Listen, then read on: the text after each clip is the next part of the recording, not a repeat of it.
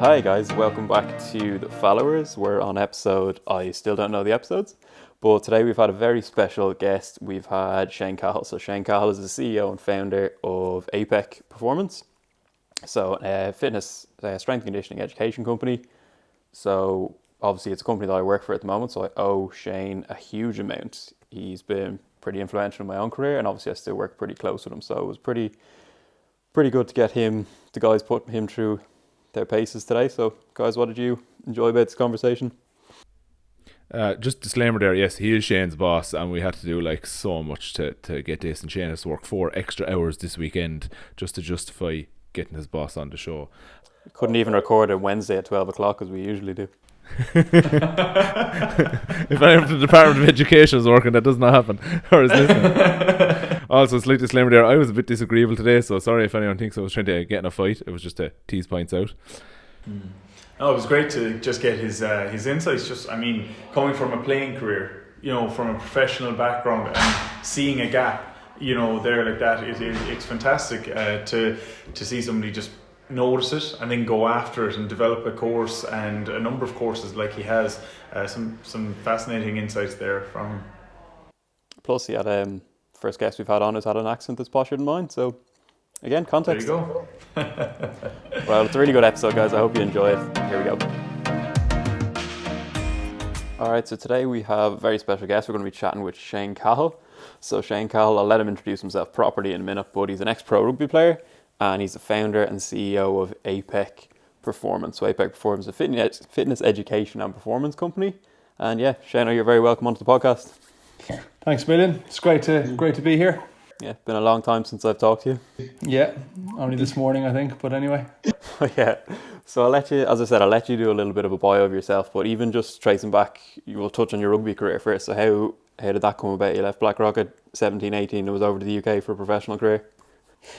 Yeah, I suppose it started in school. I went to Blackrock College, so there was big emphasis on sports going to that school.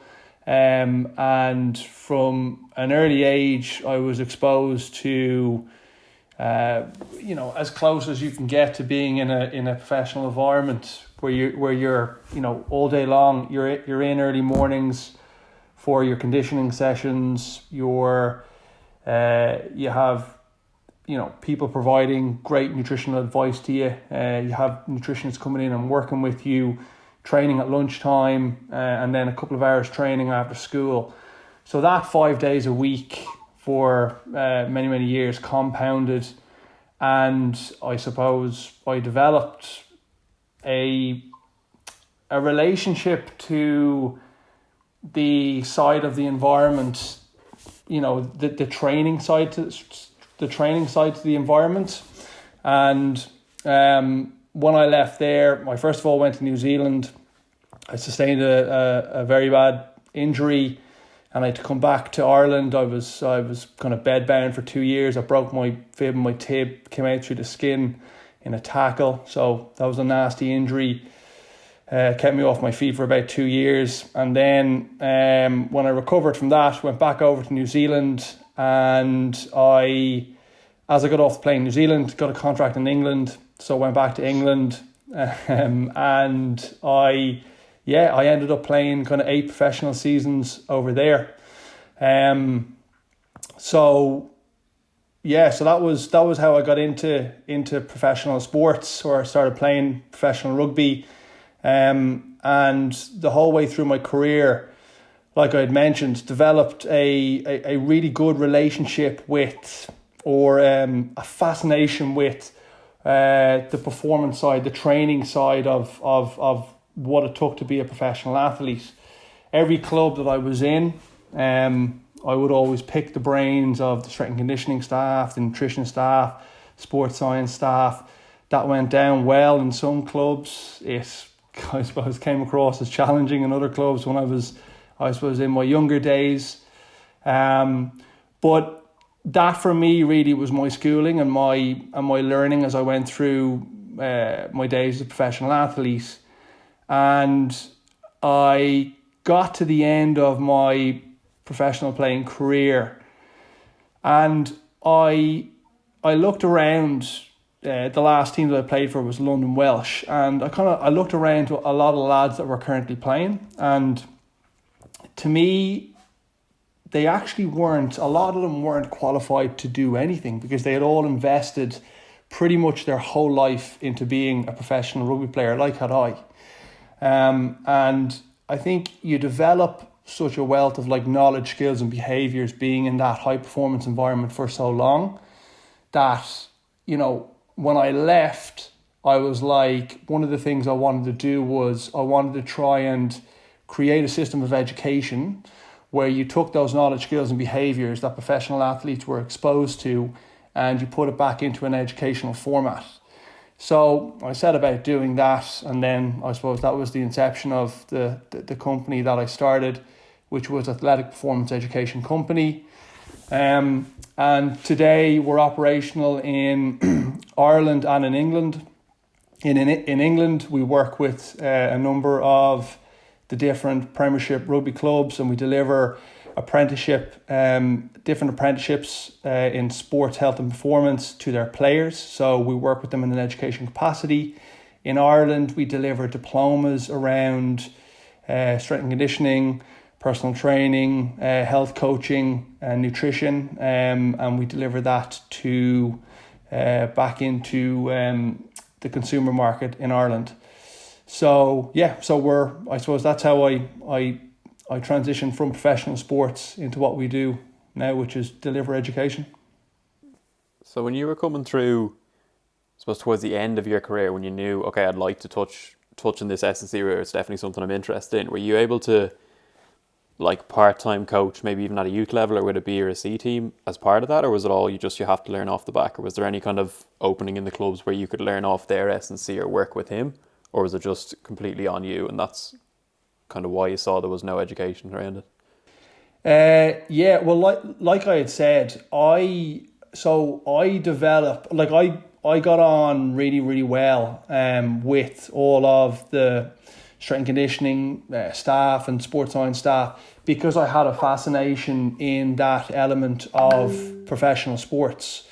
So, you know, everything that they would do, I would speak to them about it and ask them why they've done it. And that happened in every single club I came across. And that was my learning, and that kind of drove me to move, when I had finished professional sports, to move into education, because I suppose what I should have said as well, at coming towards the very end of my career, I had also started to do a little bit of consultancy work for a company that delivered strength and conditioning courses. And at the time, I don't think they're around anymore, but at the time they were delivering courses in Ireland and Poland.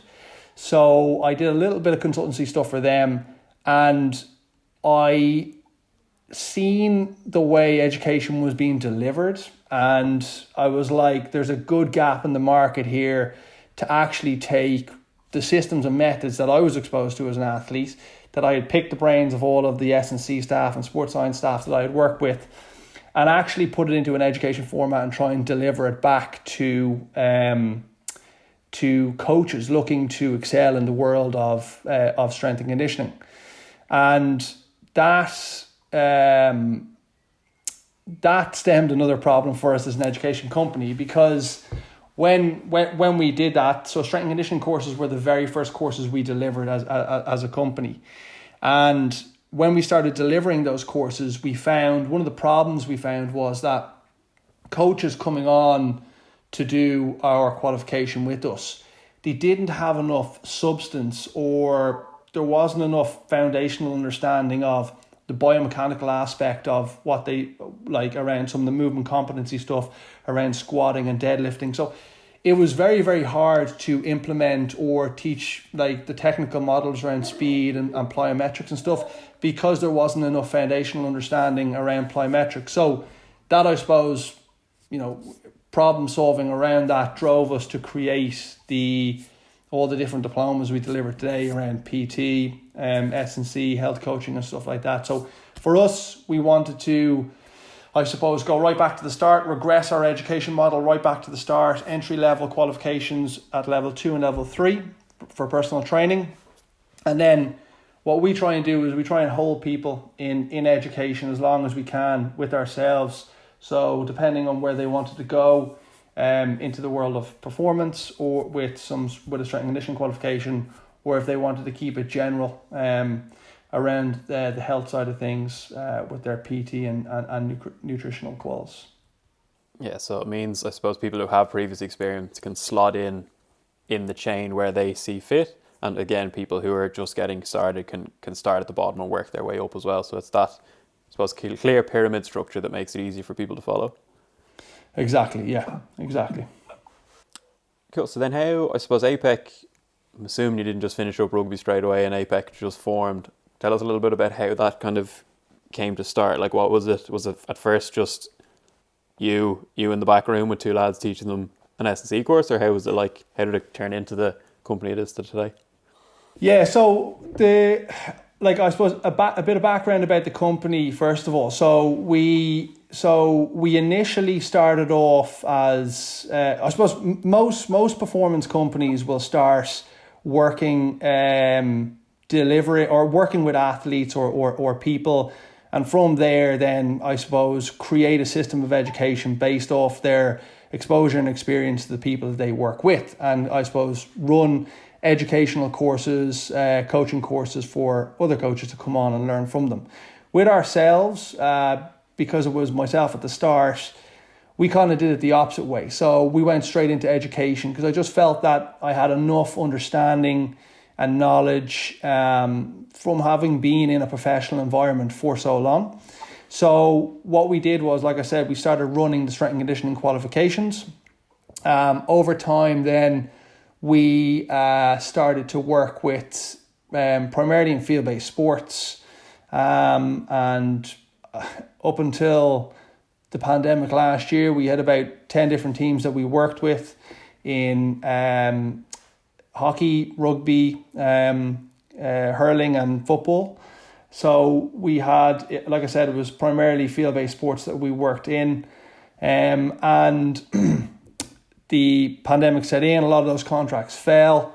But one thing that has been going really well for us is the education side of things. And we, coming through the pandemic as well, we found that we made, I suppose, a shift to try and deliver the education that we run. We tried to digitalize and animate it and create and put as much of it online as possible. And, to our surprise, it's gone much better than we thought it would go. There was obviously a huge demand for being able to study and educate yourself from home. So that's been going well for us. It's been promising. So we put a big investment into that. And yeah, like I said, it's been going pretty good so far. Yeah, definitely. I agree. I think the education side of things has definitely flourished since we could put all our resources, I suppose, into that. So I think going forward then for APEC, do you see the company taking on as many performance contracts again going forward, or seeing, right, education is going to be our sole focus? Obviously, we'll keep some degree of performance just to keep the coaches and the tutors upskilled, but like never go back to that nearly 50-50 split. Yeah, so I think, so for us, we don't, that's not where we as a company generate our income. It's like, it's like I'd mentioned at the start, working with athletes and teams, you're always up against the factor of, every team has a budget, and trying to squeeze in, professionals within that budget, for whether it be someone with a sports science degree or a strength and conditioning degree, or else get like expertise in around nutrition. It's always, I suppose, you're always the last person on the list to try and be fitted into the budget. And as such, there's never, I suppose, you're probably, those professions are probably not remunerated properly. So for us, the fact that we started out as a performance company, I would like to see us that we don't lose that element of having in the trenches experience and working with athletes and working with teams and working with people. But I think looking at where we could have the biggest impact moving forward, it's definitely through, I suppose, digitalizing and animating a lot of our content. Because another thing that we're extremely passionate about as well is it's one thing to just be pushing loads of educational content out and delivering loads of educational content, but getting people to actually relate to what you're trying to deliver to them. So like nutrition is a very, very in-depth subject or topic. So when we try and deliver I suppose CPD courses and stuff like that around nutrition, it's trying to deliver stuff that is most impactful to the people that we work with. So your PTs and stuff like that, where they'll be able to go away and make meaningful change with the people that they work with. So yeah, for us, it's just about trying to make sure that we make a shift into the digital landscape in terms of how our education is delivered.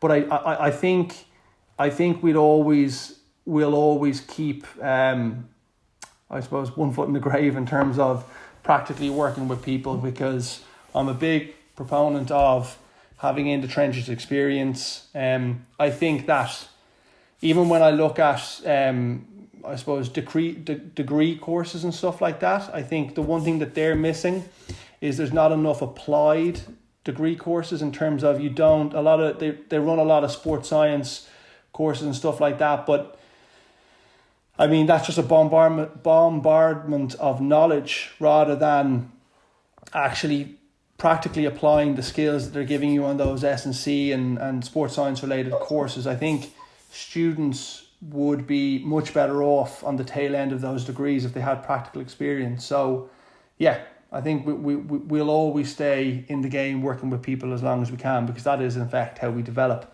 our methods and our systems. Yeah, definitely. And I think we've kind of touched on it as well. If you're starting out the S&C industry, you're not going to be super well paid. So more than likely, most people are going to have another job or a side gig. So having that ability to study in your own time or work around a bit is definitely an asset for people going forward. Was it a big jump or a big endeavour to digitalize all that content? Yeah, it was. It broke my soul and my heart, and it nearly broke the company trying to do it. It was, but again, if you go so we as a company are hyper focused on looking at the industries that we deliver into and trying to understand the problems that exist in those industries, rather than just creating products and creating services. Hyper focused on looking at what is the problem. For us, at the level that we deliver around your level 3 and level 4, just below your degree stuff, so your level 3, level 4, level 5 in PT and S&C. For us,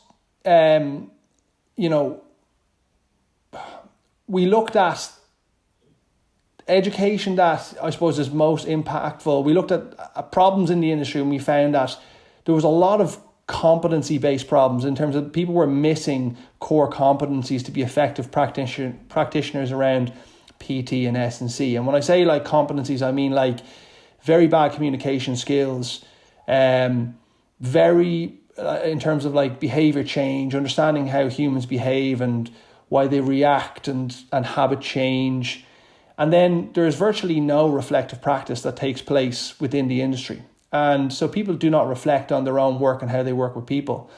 So for our qualifications, they're not like degrees where they're 4 years long. They're kind of, between kind of 6 and 9 months long at best case scenario.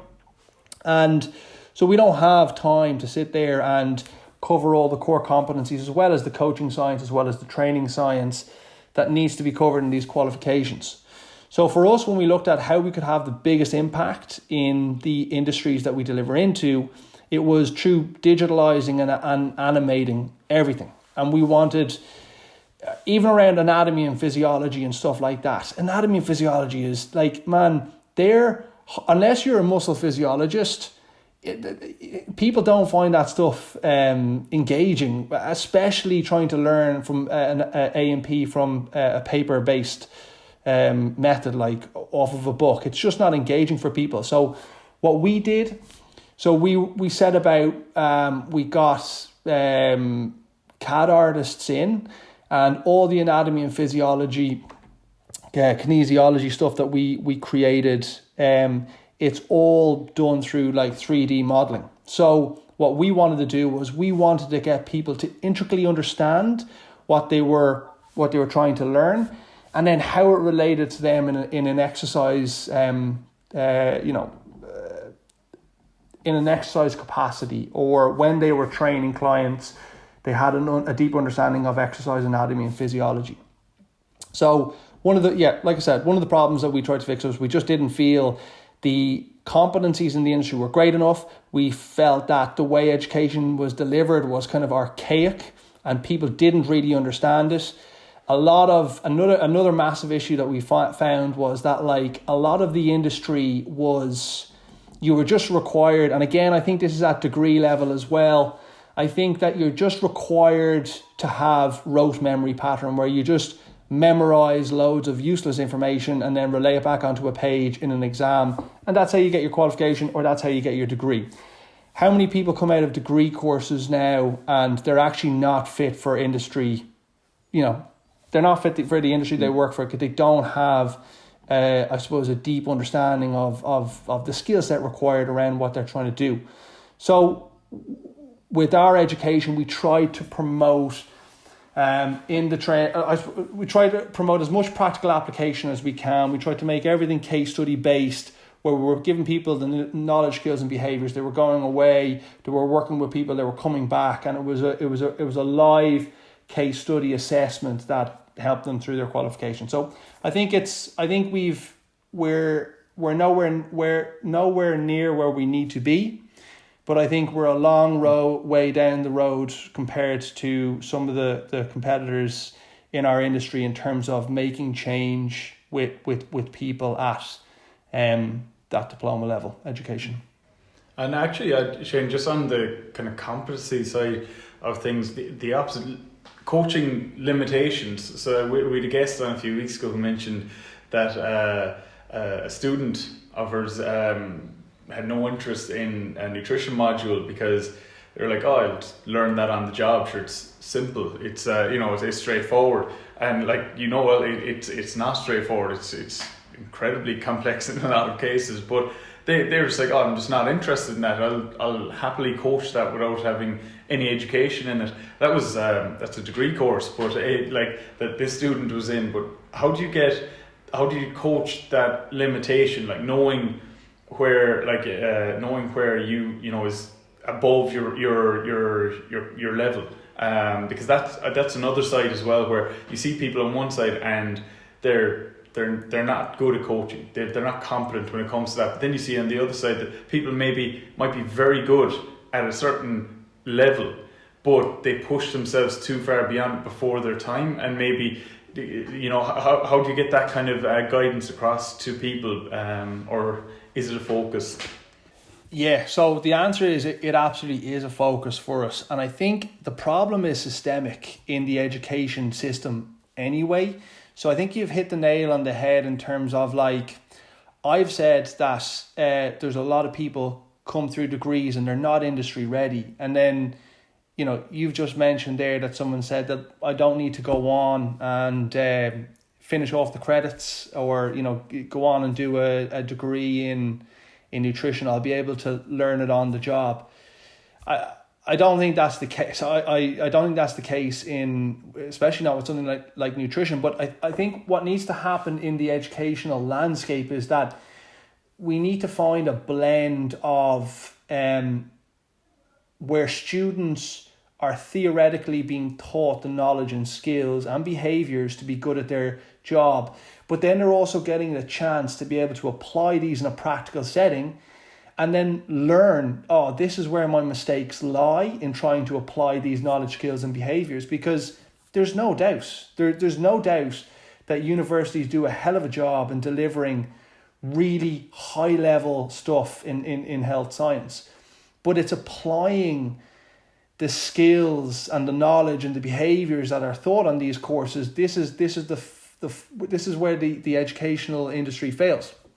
And Yeah, I think you can send students on as many what do they call them? Work programs where they get to go out and they get to work in gyms, get to work in clubs, all you want. But who's stress testing whether they're actually applying these skills in the first place, and who's stress testing, how well they're doing at applying the skills? I don't think they are, and I think we're failing students by not putting enough rigor around that as an industry. And I think the industries that we work in would be better off in the long run if that rigor was there at the very base level. At whatever they're going to do, whether they're going to do level 3 and 4 diplomas with a company like us in PT, or they're going to do a science related degree with a university. For me, I think it's industry wide. It's a problem that there's not enough practical application. So I think that comes back on us, the education industry, not the student. I'm not surprised students actually present like that, thinking that they can go off and do it, I'm going to be slightly controversial here now and say, is it on the universities to do that, or is it up to the industry itself to refine those skills? Like, I don't have the answer, I'm not coming down your side, but I'm wondering, like, is your degree essentially your theory test, and you going out and getting the practical experience yourself and feedback from coaches and feedback, whether it be sought after or not? Because ultimately, if someone doesn't take you on, that's probably feedback to say, yeah, we didn't really find you that good.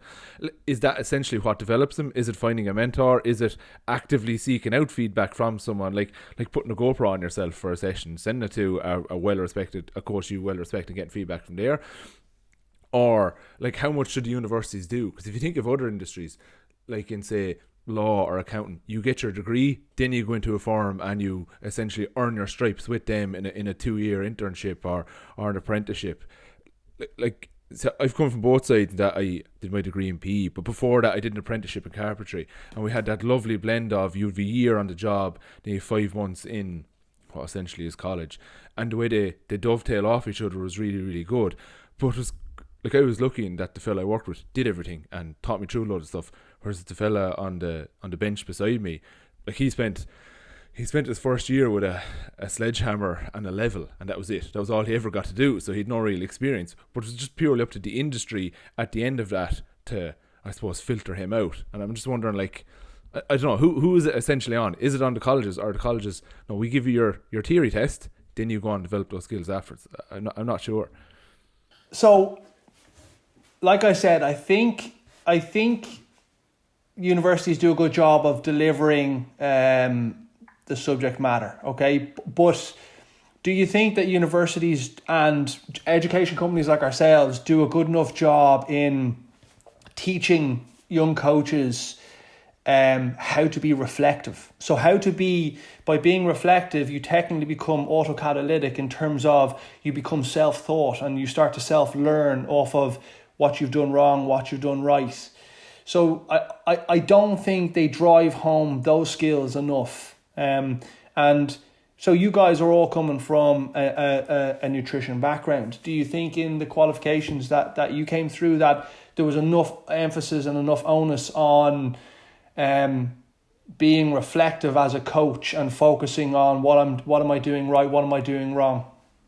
I'm biased here. My background is a PE teacher, and we did so much reflecting. It felt like mirrors coming out of the degree, so I can't really answer to that. I'd have to say no. To be honest, myself, Shane, are on par here. That, like, it's very much down to the individual, and like that's something that I have found, and I suppose that's why I kind of led with this kind of line of question, is that, right, I know I'm reflective. I know that I study everything I do. I've questions that I'll discuss with the lads on different things, just to make sure I'm kind of, along the right line. But I know that there are a lot of coaches out there who are not like that. I know there's a lot of nutritionists out there who are not like that.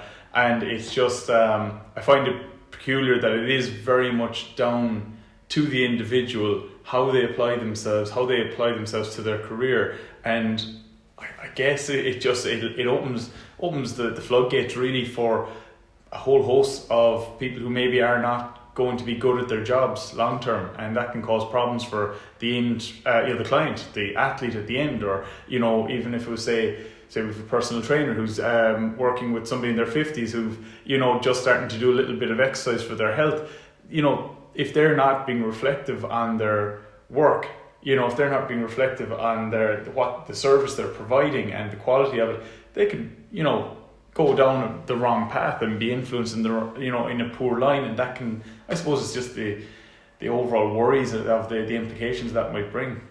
So from an education perspective, it's great to get your views in that.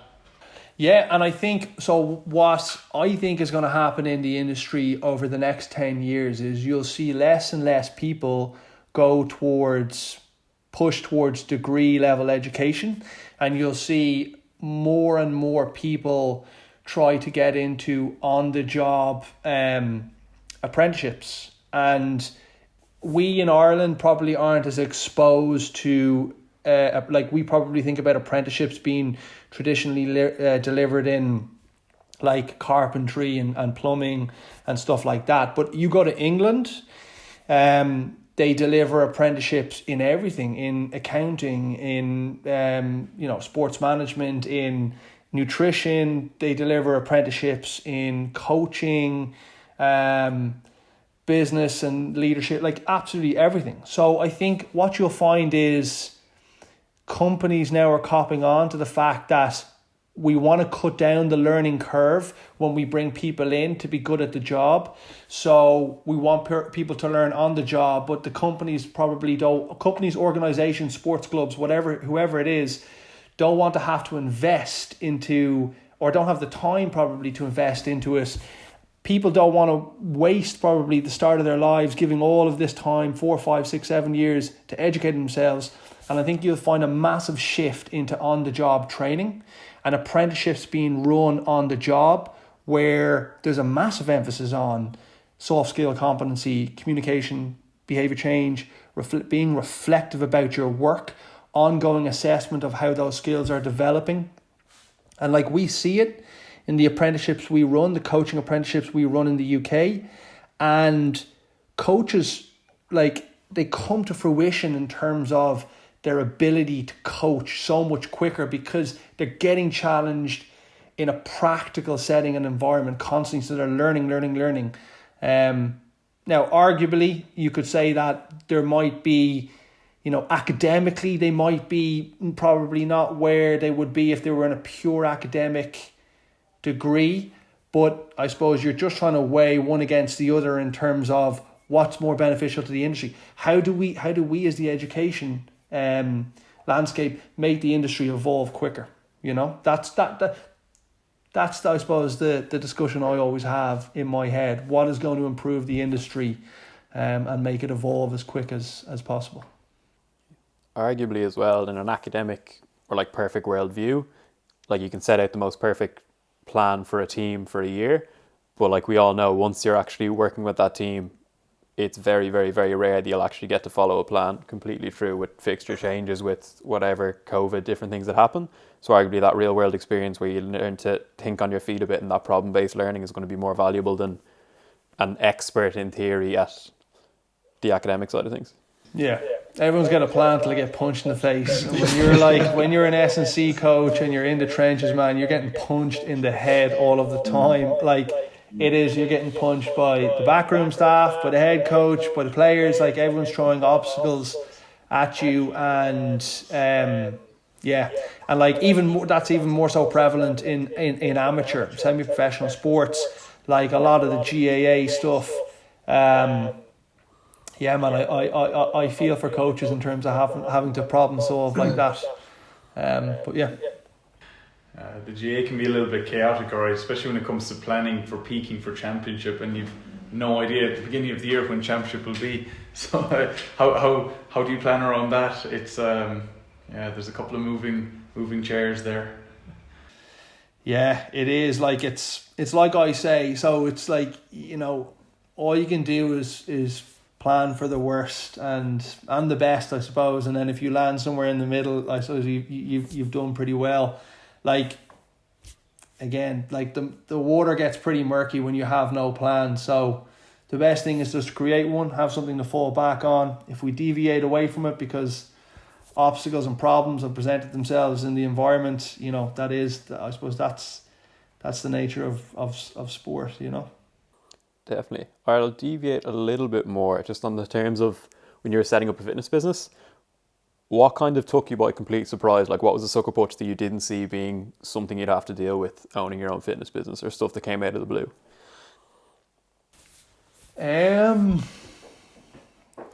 Well, the stupid thing that I did when I was trying to set up the companies was try to create two companies at once. So in England, we had a company that delivered purely apprenticeship qualifications, and in Ireland we had a company that delivered purely diploma-led education or qualifications. Like, you know, they shared the same content, a lot of them, but in terms of infrastructure, the infrastructure that was needed, it was completely different for both companies, and that was the most challenging thing to try and do, was to bring both companies up to speed in terms of infrastructure and what they needed. And then I think like what staff are, the right staff are invaluable, like people to help you execute the goal plan of what you're trying to achieve.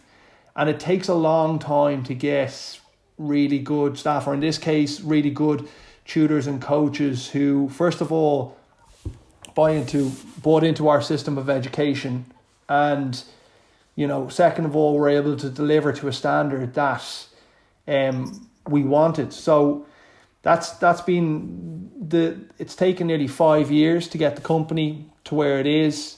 The company is touching on, you know, just shy of 20 people across Ireland and England. But yeah, like what I didn't realize getting into setting up a company is that, like, I'm no longer doing what I love, which is strength and conditioning. I am, you know, now you're trying to run a business and you're trying to manage people and you're trying to manage accounts and you're trying to do everything that comes with trying to run and own and operate a business. And I don't know why I did it myself, but then I just decided literally 2 years ago, I was like, I'm going to go and do a master's on top of trying to run the two companies. And it was probably at the stage where it was really make or break for the companies because of in terms of like the growth stage that they were in. So that for me was a challenging time, trying to run and operate two companies across two different countries and do a master's at the same time. But listen, I have absolutely no complaints about it. The only bit of running and operating the education companies is that I don't like is running the companies themselves. I love the mechanics in terms of trying to understand what the industry needs next education wise. Like, I find that such a challenge. I go to sleep at night thinking about it, or wake up in the morning thinking about it, and it excites me going into meetings thinking, what can we do education wise? What can we create and what can we push out there that's going to be most impactful? That drives me. What does not drive me is, like I said, running a business. Actually running a business in the background is the hardship in it. But no complaints, and I'm pretty happy where the company is to date. So yeah. Was the master's in something business related or S&C related? No, the master's was in strength and conditioning. The master's was the master's in strength and conditioning down in Carlow. And like that as well was, I thoroughly enjoyed that. I went into the course thinking I wouldn't learn a whole lot from it. I thought at the time I thought to myself, I just need the letters after my name. I left the course and I learned so much. It was incredible. It was like a really humbling experience doing that master's, and credit to Carlo as well.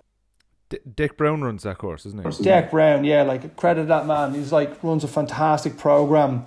Very humbling experience being in that man's class. I Really like the problem-based learning. I learned so much in terms of how to, I suppose, piece together an education system and how pieces of education need to flow, ebb and flow to each other. So yeah, it was a worthwhile experience doing that MSc, definitely. You came out a self-confessed SPSS expert as well. Yeah, oh man.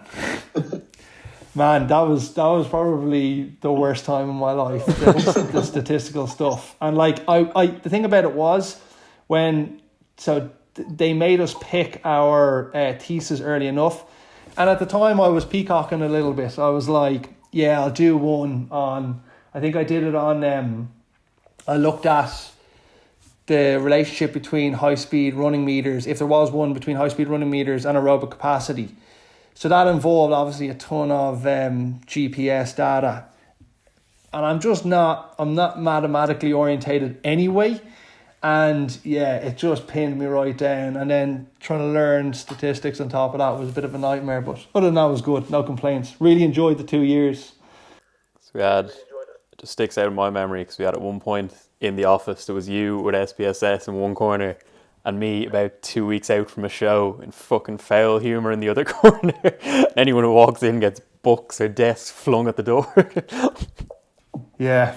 Just on education stuff there, something we were chatting about off air actually a couple of weeks ago was around like the theory needed or the qualifications needed to go into something, trying to blend that with the skills required. And I was kind of saying, if you want to actually do nutrition now, particularly on running the business or even S&C, I'd nearly recommend, if you want a degree, and I'm not entirely certain a degree is worthwhile going down the running a business route, but probably do a business degree and spend my free time, because I say doing a business, I know from the lads I went to college, if you're doing a business degree, you have a lot of free time. I'd probably spend my free time reading up on either nutrition or S&C or PTing or whatever it is you want to do that way. Gain your experience working in a gym because you develop all of your coaching hours, working with a couple of teams, and then afterwards look to do a master's in the specific topic area or the likes of your course. Because realistically, what's going to lead to your success is how good you are at running the business, not necessarily the S&C knowledge. Now, you obviously need a certain amount of it, but you'll develop. And sorry, the other bit I'd say there is, spend time, if you do a work experience, with a startup. It doesn't necessarily need to be in the industry you want to work in, but in a small company where you just get a way broader experience of what you're working in. Like if they're learning, this is how we build our website, this is how we deal with customers, this is how we deal with refunds. And you just learn all that. And if it's someone like with a cafe, if it's someone with a clothing industry, because you learn so much just from being that small group, and you'll spend more time learning off the boss or maybe the second in command, and they'll just show you how to do it all. I think you actually end up with a far better experience around running a company that way than going the traditional, do your degree in exercise physiology, then do your master's in S&C or whatever it might be that way. Yeah. Well, I 100% agree with you, because it's such a hard learning curve trying to figure out like how to do accounts, how to run and operate a business, the legal ramifications for what you're doing. Yeah, and like the thing about it is, you know, most people that are in our industry are extremely passionate about the industry anyway. That's why they're in it, because they're very drawn to nutrition, or they're very drawn to training or coaching. So yeah, that's one way to look at it. Like I didn't do a degree. I didn't do a degree. I kind of even left school before I was finishing school, and set off to be a professional rugby player.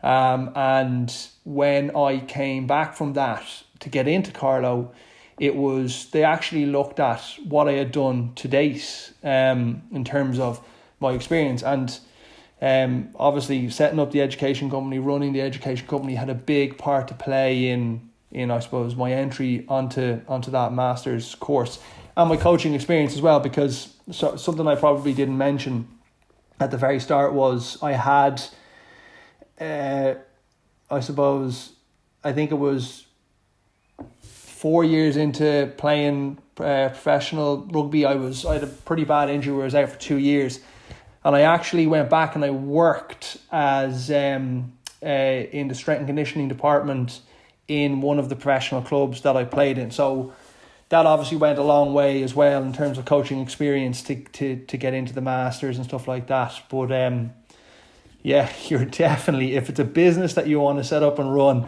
learn how to run a business, because you have expertise that you can bring in to help you in terms of the different verticals within the business. But yeah.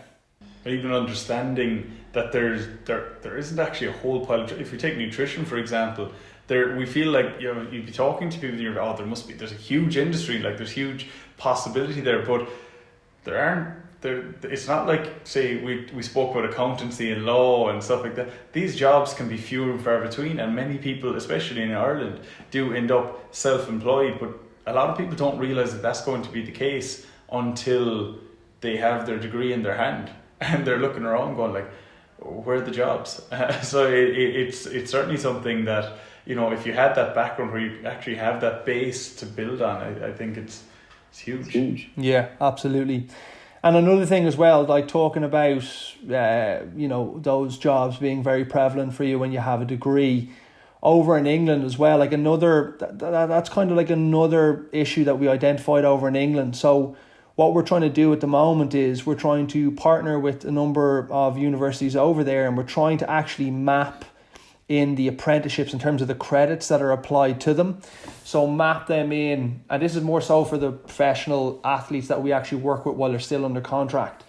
So map in the credits on the apprenticeship so that they can go on and do accelerated applied degrees. You know, so make sure that the learning outcomes and credits are covered by us in the first couple of years of the apprenticeship stuff at level 5, level 6, and then they can go on and hopefully do you know, applied degrees in health science related subjects, so they can actually go on once they're finished their career, do a year and a half at a degree level, and then push on and get a job within the industry. Is stuff like that more prevalent in rugby, the continuing education while you're in your playing career? Like, I know you mentioned there that it wasn't for you, but I'd have always, maybe it's just because it's a newer sport and they realise that there isn't as much money at the top end in it, that more players are conscious of trying to develop a qualification alongside it, whether it be splitting a degree over 6 or 8 years or whatever. Whereas soccer, I find that very unheard of, to be honest.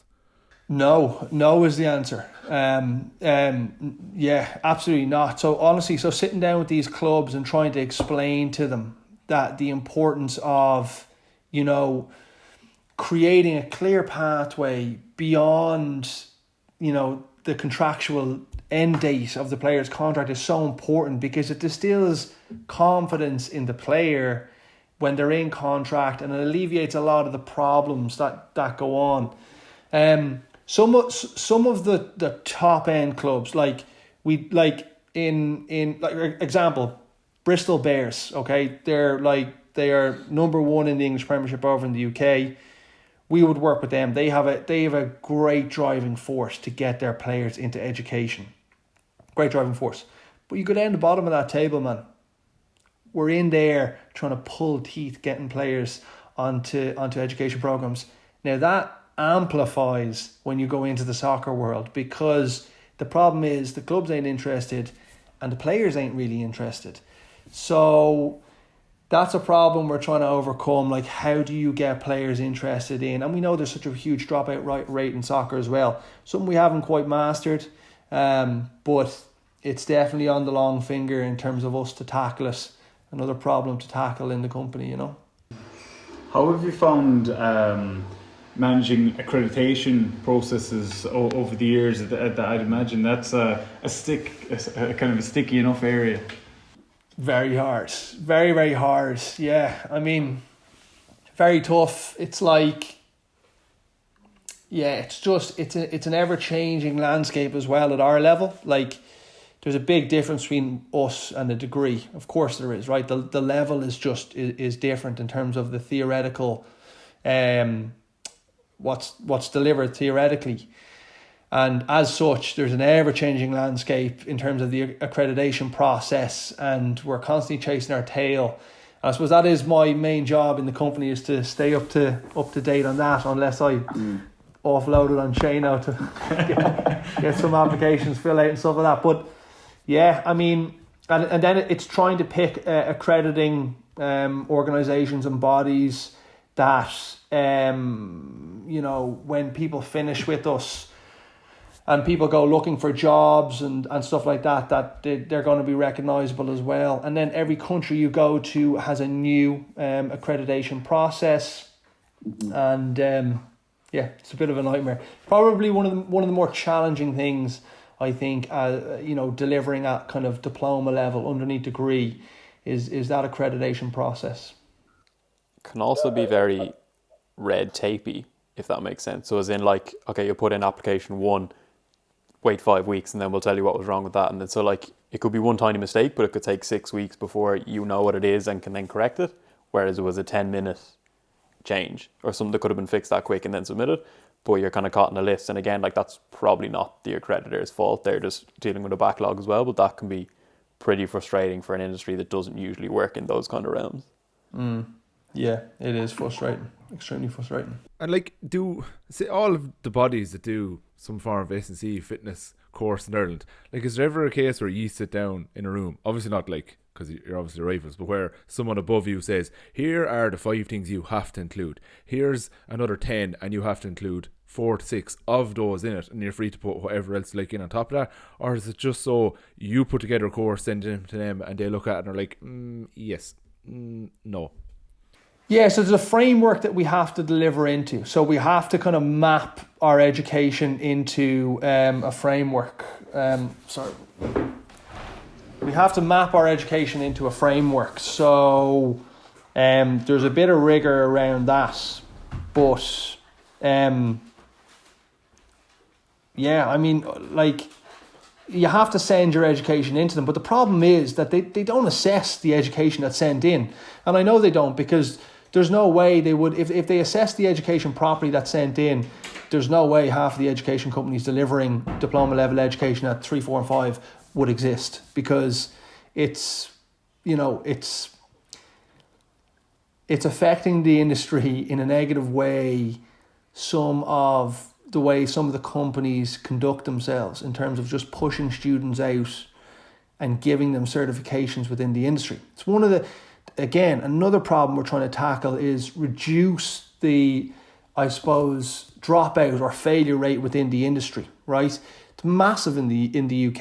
It's something like 30%, 35%, I think, of all PTs drop out within the first 12 months in the UK. Why? Because companies are pushing students out the door in terms of qualification processes, and B, they're not giving them enough skills to be able to survive and stand on their own 2 feet. They're not teaching them how to communicate. They're not teaching them about kind of human behaviour and behaviour change, how to drive habit change. And they definitely ain't teaching them about how to be reflective, So the problem is that these organisation membership bodies, they don't assess the level of education that's being put out there. Because I don't think that a lot of them know how to assess the level of education. Is some of the dropout rate partly down as well because it's becoming quite a saturated market, that it drives the profits you can make as a trainer down a little bit, just because there's so many other alternatives to go to that will possibly a much substandard product, but because they're cheaper, because they have to be, because there's just so many. Does that drive some people out as well? They're like, the effort it takes to make a living here, I can just go a slightly different industry. Yeah. So their hand is forced to go into another industry to make a living. But I'm going to be honest with you. I still think there's plenty. I don't think it's because there are a lot of fitness professionals. There are a lot of fitness professionals because there's a low entry level to get into that world. I don't think the problem is that it's oversaturated. I genuinely don't, because I think there's if you just think about the general population and the holistic health approach, like the holistic side of health. Like, for example, there's a problem that exists between. There's such a problem that exists around the knowledge and skills gap between kind of coaching practitioners and medical practitioners, in terms of like someone like will develop a problem. They will go to a doctor. The doctor will diagnose them with diabetes. They will prescribe the medication. The patient will leave the doctor, and it's only a matter of time before that patient encounters another problem and goes back to the doctor, at which point they get prescribed more medication. Okay? That is a known medicated loop that exists around the world. Coaching practitioners, PTs, health and fitness professionals don't have enough.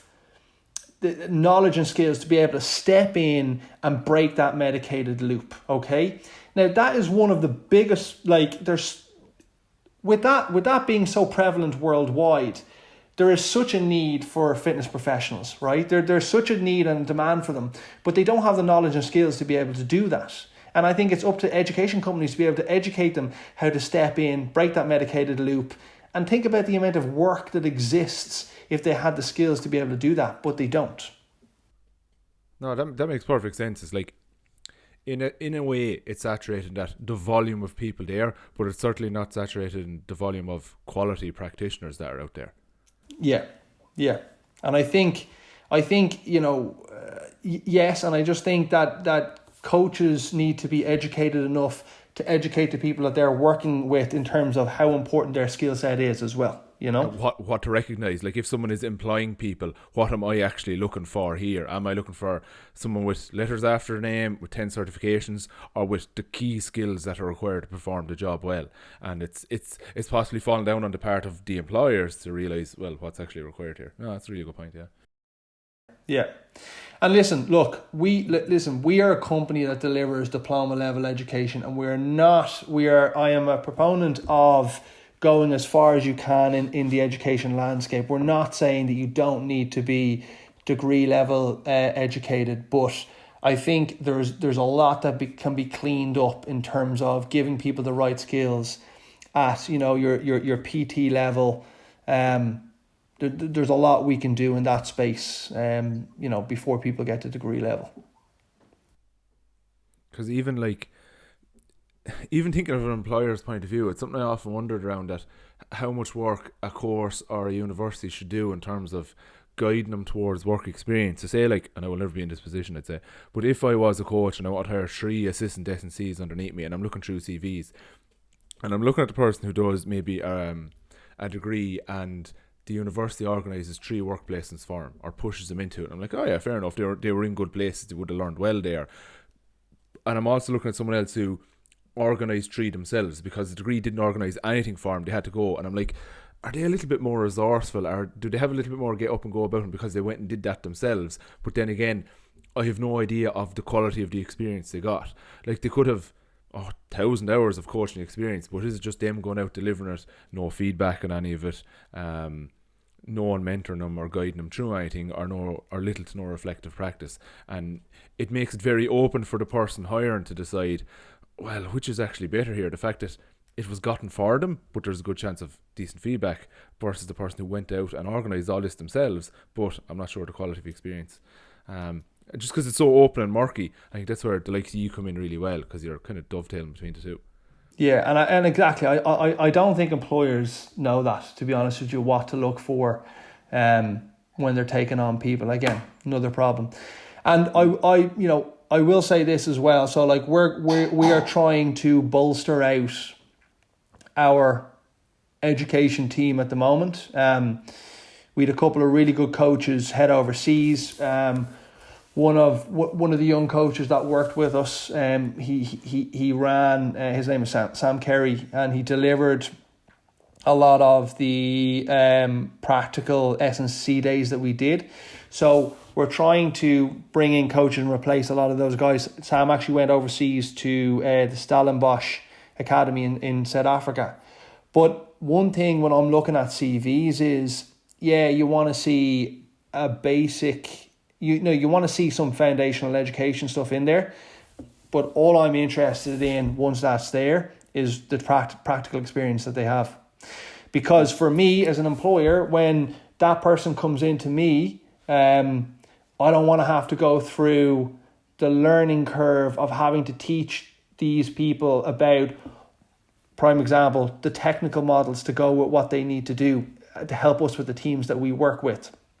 By all means, they get that education and they learn our system of education, and all the technical models are embedded into it. Yes, but for us, when we're looking to employ people, me especially, I'm hyper focused on the experience that person is bringing to the table. As long as you have a foundational level of education, I'm good with that, because I know once you've had the experience and exposure, we can build on. That's a good foundation to build on, And actually, I was just thinking there. Have you ever looked into speaking with any, say, of the medical societies? Just when you mentioned that kind of integrative health approach there, you've saved somebody with diabetes there before their GP, and they get their medication and they just go off and nothing happens there. But even like from any of the doctors I would be friends with, a lot of their knowledge of nutrition or exercise or S&C work has come from idle conversations with me. Outside of that, it's new to them, and it's something that I would often wonder, is there anyone speaking, is it like, and the reason I'm asking you is because you have an education company and not me sitting here by myself, approaching it, but that to engage in these conversations, go, hey, look, there are people out there who can actually, if you have somebody who's coming to you in these situations, these lifestyle health issues, that there are other avenues to introduce them to. But I suppose, from my experience, that a lot of GPs or doctors don't seem to have that knowledge or understanding. Yeah, so what we're trying to do is we're trying to embed that into the education that we deliver. So we're trying to build in, kind of an exercise referral module in terms of a disease management module, and again, just give the guys the skills so that they can actually do it. In terms of speaking to the doctors and the medical professionals, I mean, they it's an industry that we haven't obviously looked at tapping into, because personally I don't think you're going to change their approach. They're extremely well educated people, and I mean, to try and change their views in terms of how people should be handled and stuff like that, I don't know if that's our place in the change that we're trying to implement. While I agree with you, and I've spoken to some young doctors, and they've gone off and they have separately educated themselves around the importance of nutrition and driving healthy application to nutrition, and that's great. But the problem is that there's I think doctors tend to take the approach that what they know is the best, and they put that back onto their patients, and sometimes only like after a 1 day workshop in whatever it is, and the patients take by gospel what the doctors say to them, and they run with it. And I just don't see our place trying to change that with the medical community. Where I see us making the biggest change is upskilling the coaches, the coaching practitioners, to be able to step in and I suppose break that medicated loop, But it's definitely worldwide, and it's a worldwide problem that exists, and I suppose one that needs to be tackled. In one sense, you would hope that just educating people, the population more so, then they might become more aware that every time I go back to the doctor, he just gives me a new pill. Maybe if I just lost the 2 extra stone around my waist, that might actually help a bit. And then they will go and seek an experienced and educated practitioner that has come from APEC. Yeah, and it's one thing I think that doctors should do is they should have some behavior change techniques. They should be looking to change people's behaviors as to how they live their life, the approach they have to live in their life. We have to do it all the time. We do it at every level, whether you're working with the athletic population or the general population. It's changing their beliefs around nutrition and training. And I think people get done a disservice by going to a doctor and just getting prescribed more medication for the same old problem. I just can't see how that's ever going to get fixed. When the doctor should be saying, well, maybe it's a dietary issue. Here's here's a coach that has an understanding of kind of exercise, nutrition, and training. And I suppose linking those people together so the person can start to make change in their life. This is an episode anyway that Shane won't be playing around the house. I'd like to say there's a younger generation of doctors who are doing great things in medicine. Have some names, pre-approved names.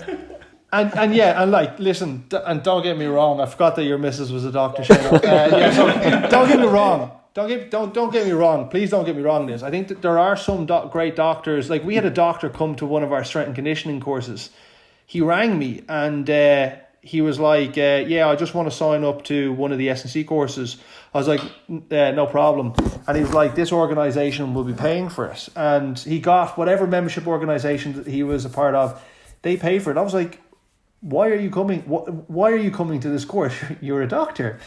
And he's like, I just want to have a better understanding of the return to play process. And I go, why? He goes, I get tons of footballers that come into me.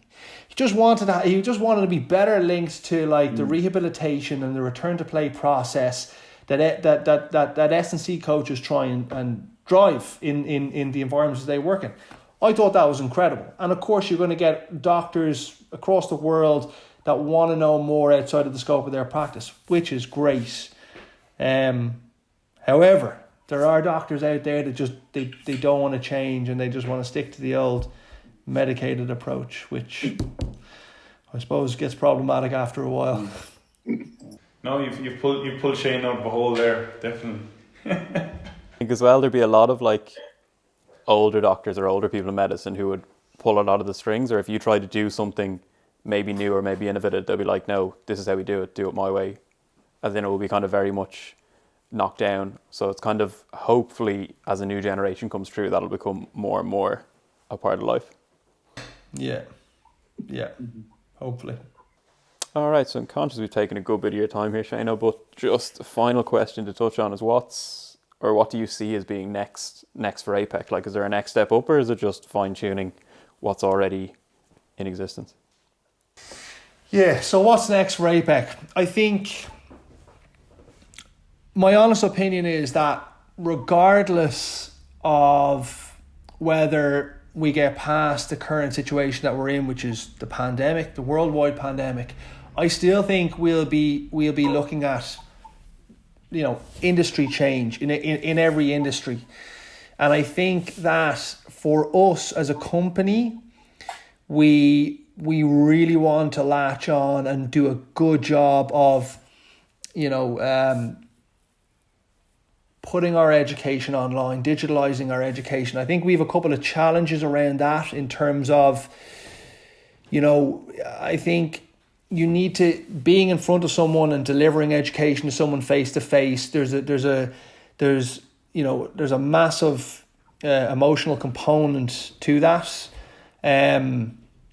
So we need to make sure that we're able to capture that in the education that we deliver.